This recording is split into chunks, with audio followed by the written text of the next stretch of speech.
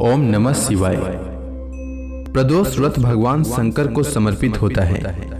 इस दिन भगवान शिव और सूर्य देव की विधि विधान से पूजा की जाती है।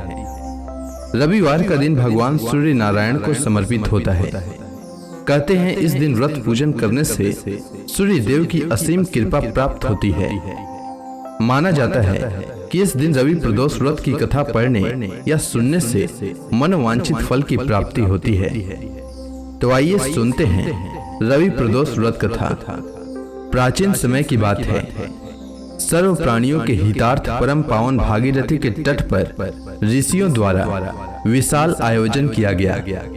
इस सभा में व्यास जी के परम शिष्य पुराण वेता सूत जी महाराज हरि कीर्तन करते हुए पधारे। सूत जी को आते देखकर शौनक आदि 88,000 ऋषि मुनियों ने खड़े होकर दंडवत प्रणाम किया।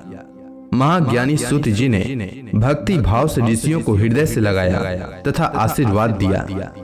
विद्वान ऋषिगण और सब शिष्य आसनों पर विराजमान हो गए। शौनक आदि ऋषियों ने पूछा, हे पूज्यवर महामते, कृपया यह बताने का कष्ट करें कि यह मंगलप्रद और कष्ट निवारक प्रदोष व्रत सबसे पहले किसने किया और उसे क्या फल प्राप्त हुआ। श्री सूत जी महाराज बोले, आप सभी शिव के परम भक्त हैं। आपकी भक्ति को देखकर मैं व्रती मनुष्यों की कथा कहता हूँ, ध्यान पूर्वक सुने। एक गांव में अति दिन ब्राह्मण निवास करता था। उसकी साध्वी स्त्री प्रदोष व्रत किया करती थी। उसे एक ही पुत्र रत्न था। एक समय की बात है, वह पुत्र गंगा स्नान के लिए गया। दुर्भाग्यवश मार्ग में चोरों ने उसे घेर लिया और वे कहने लगे कि हम तुम्हें मारेंगे नहीं, तुम अपने पिता के गुप्त धन के बारे में हमें बतला दो। बालक दीन भाव से कहने लगा कि बंधुओं, हम अत्यंत दुखी दीन हैं, हमारे पास धन कहाँ है। तब चोरों ने कहा कि तेरे इस पोटली में क्या बंधा है। बालक ने निसंकोच भाव से कहा, मेरी माँ ने मेरे लिए रोटियां दी है। यह सुनकर चोरों ने अपने साथियों से कहा कि साथियों, यह बहुत ही दीन दुखी मनुष्य है, अतः हम किसी और को लूटेंगे। इतना कहकर चोरों ने उस बालक को जाने दिया। बालक वहां से चलते हुए एक नगर में पहुंचा। नगर के पास एक बरगद का पेड़ था। वह बालक उसी बरगद के वृक्ष की छाया में सो गया। उसी समय उस नगर के सिपाही चोरों को खोजते हुए उस बरगद के वृक्ष के पास पहुंचे और बालक को चोर समझकर बंदी बनाकर राजा के पास ले गए। राजा ने उसे कारावास में बंद करने का आदेश दे दिया। ब्राह्मणी का लड़का जब घर नहीं लौटा तब उसे अपने पुत्र की बड़ी चिंता हुई। अगले दिन प्रदोष व्रत था। ब्राह्मणी ने प्रदोष व्रत किया और भगवान शंकर से मन ही मन अपने पुत्र की कुशलता की प्रार्थना करने लगी।